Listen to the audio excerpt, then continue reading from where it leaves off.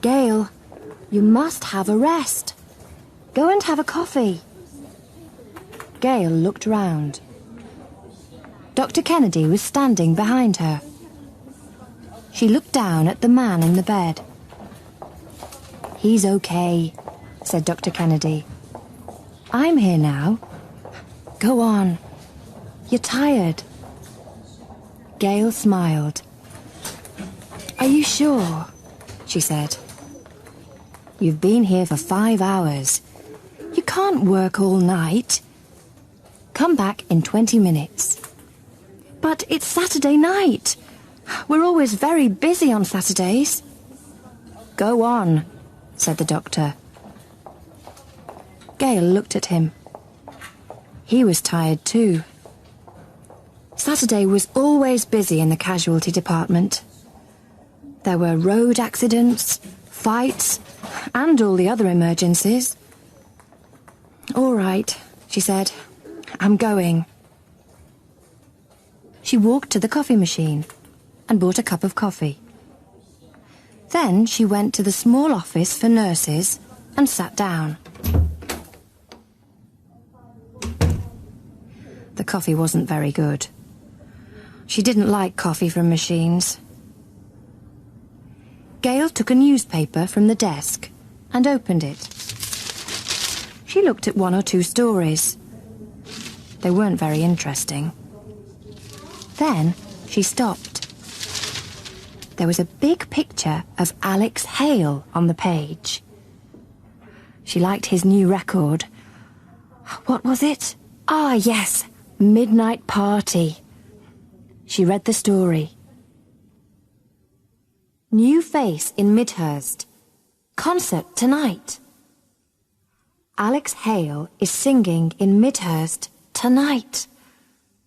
Alex was the singer in the rock group New Face until last year. New Face had 6 top 10 hits in Britain, and they have sold over 20 million records in the United States. Alex left the group for a solo career in September. Since then, he has had 3 #1 records, and he is the biggest star of the year. He is 23. His concert is at the Midhurst United Football Stadium at 9 o'clock. Gail looked at her watch. The concert finished at midnight. It was 12:30 now. It was Sunday morning. Gail looked at the next page. Suddenly, she heard the bell. There was an emergency. She hurried back into the casualty department. Dr. Kennedy was running towards the door. "An ambulance is arriving. There's been a car crash," he shouted. "Come on!" Gail ran after him. 2 ambulance men were coming through the door with a stretcher. She looked down. There was a man on the stretcher. She couldn't see his face.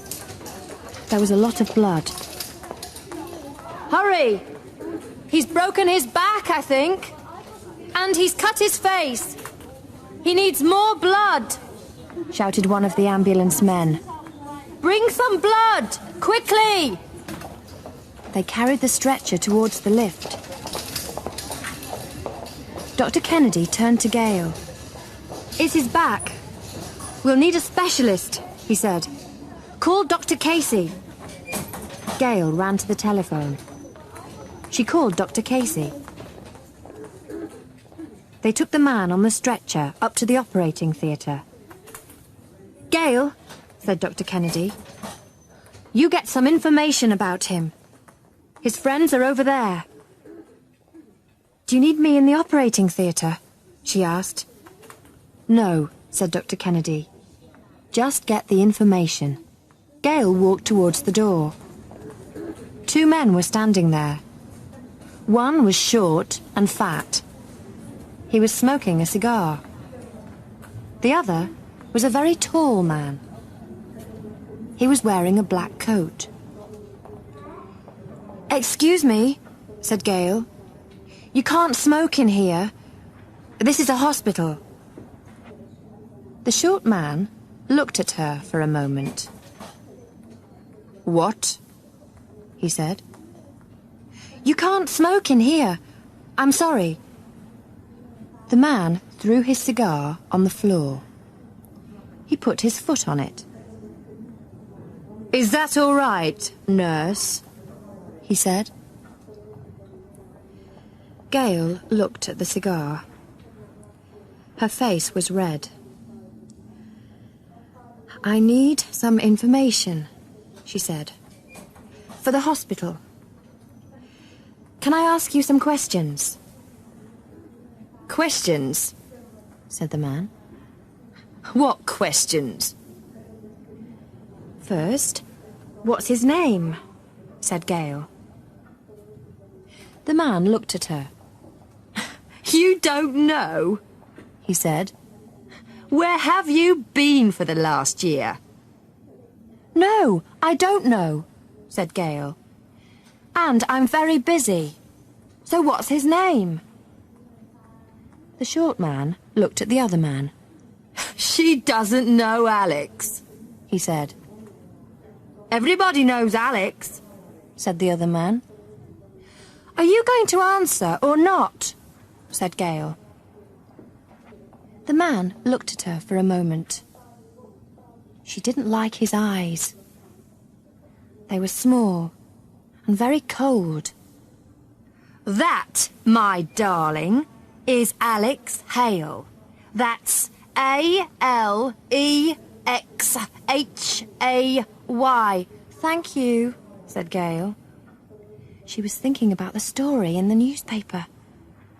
Alex Hale, the singer? How old is he? The man laughed. He's 29, he said. In my newspaper, he's 23, said Gale. Yeah, said the man.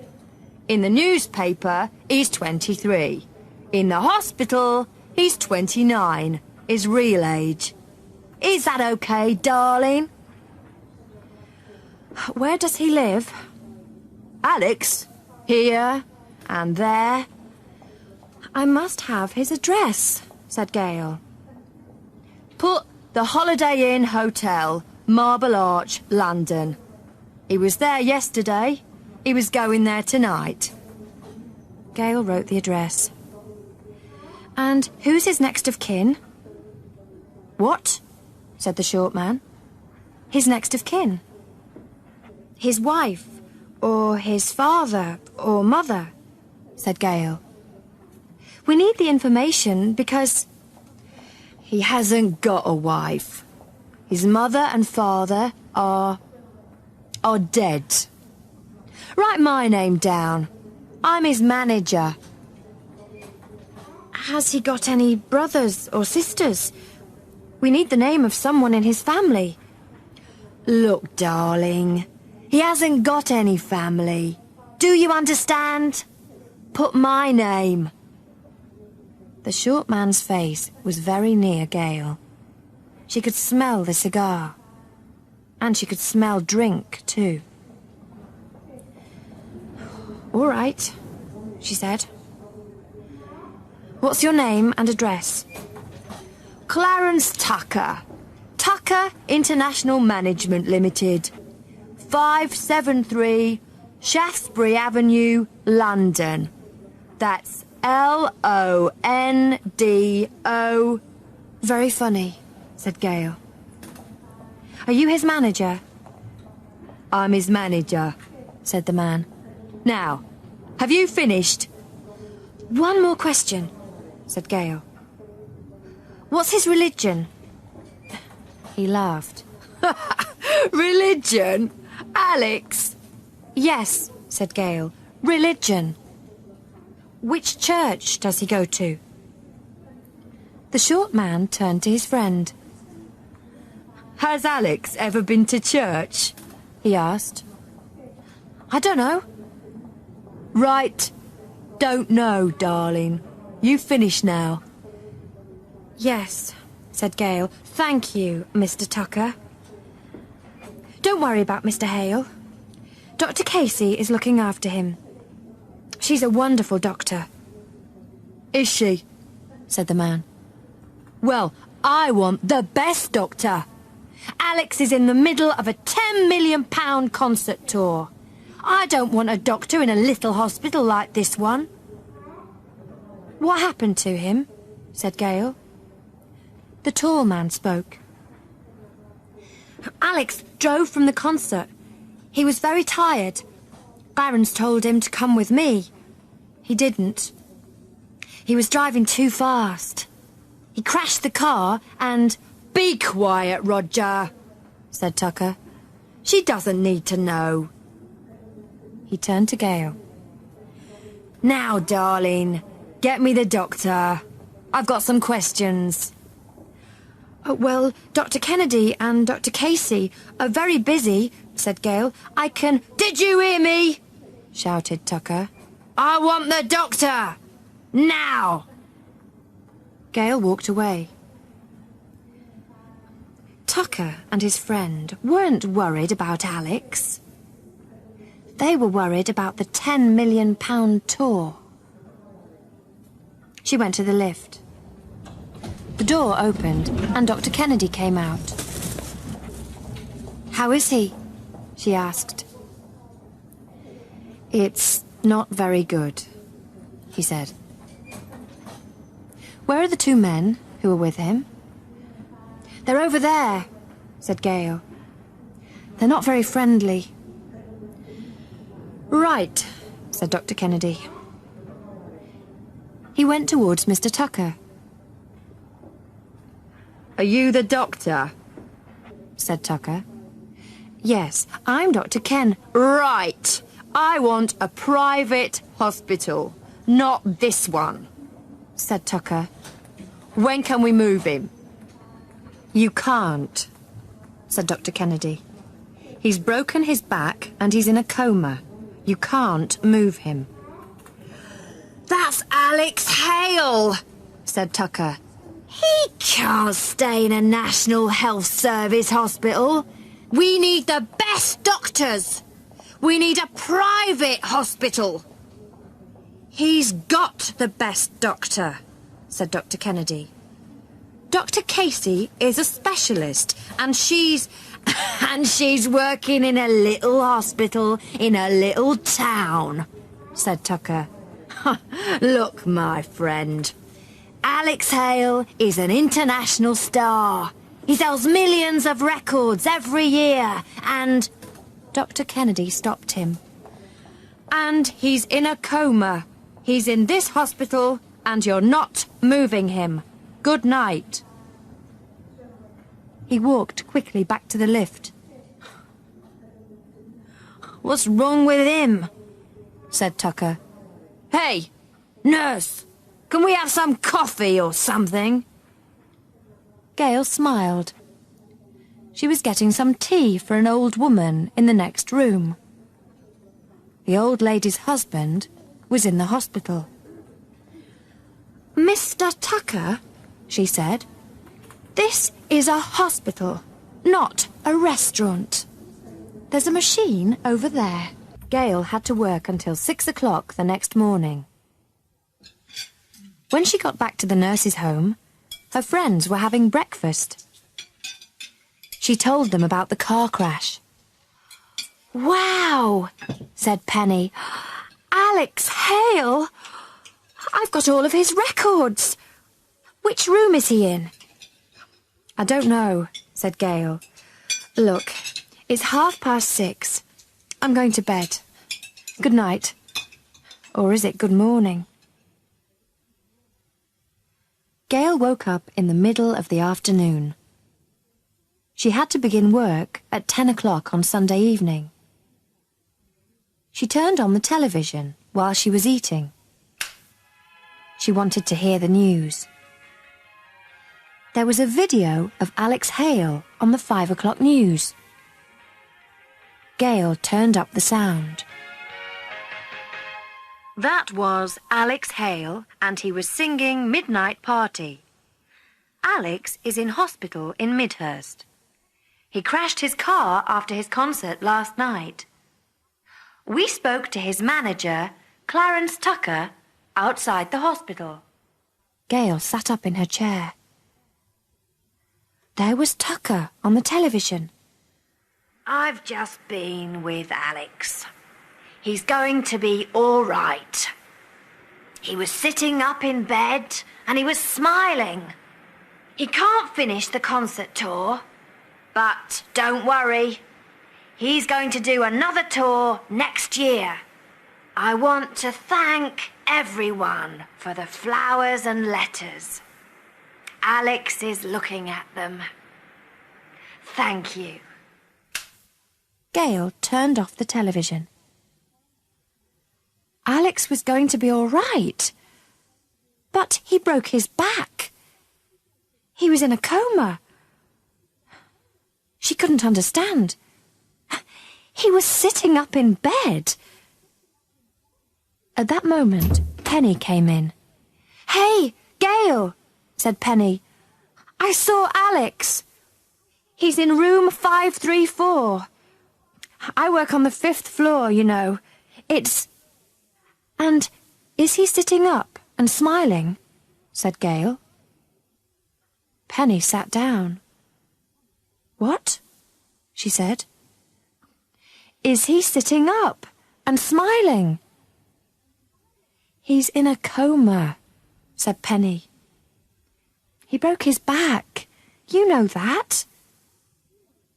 His manager, Mr. Tucker, was on television. He said, "Alex is sitting up and smiling." "Ah," said Penny. "I understand. Dr. Casey spoke to us today. We mustn't speak to the newspapers or television about Alex. Tucker spoke to the head of the hospital. You can't see Alex's face, you know. He cut it in the crash. And he can't move. It's terrible." It wasn't very busy on Sunday evening. At 11 o'clock, Gail had to go to the 5th floor for Dr. Kennedy. She had to get some medicine. She got the medicine and walked back to the lift. Then she saw the tall man in the black coat. He was standing outside room 534. She stopped for a moment, then walked over to him. "Hello," she said. "What are you doing here?" "Oh, it's you. I'm waiting here. Mr. Tucker doesn't want any reporters or TV people near Alex," said the man. "Ah," said Gail. "Excuse me, I'm just going to have a look at him." She thought quickly. "Dr. Kennedy asked me to look at him at 11 o'clock. I'm late." "The nurse on this floor looked at him 10 minutes ago," said the man. "I know," said Gail. "Excuse me." She opened the door and went in. She closed the door carefully behind her. There was Alex in the bed. He was in a coma. She couldn't see his face. There were a lot of bandages round it. She looked at the machines round the bed. They were all right. She opened the door and walked out. The head nurse from the 5th floor was there. "Nurse," she said, "can I speak to you? In my office?" Gail looked at the man in the black coat. He was smiling. Yes," said Gail. They went to the head nurse's office. "Sit down," said the head nurse. What were you doing in room 534? Why? Asked Gale. You don't work on this floor. Mr. Hale can't have visitors.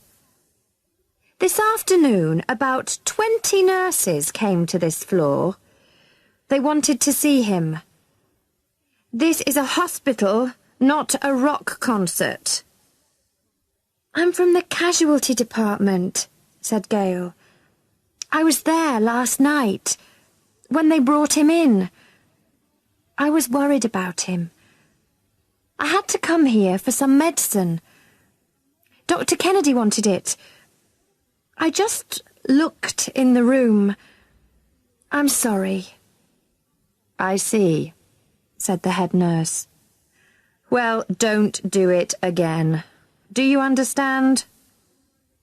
Yes, said Gale. I am sorry.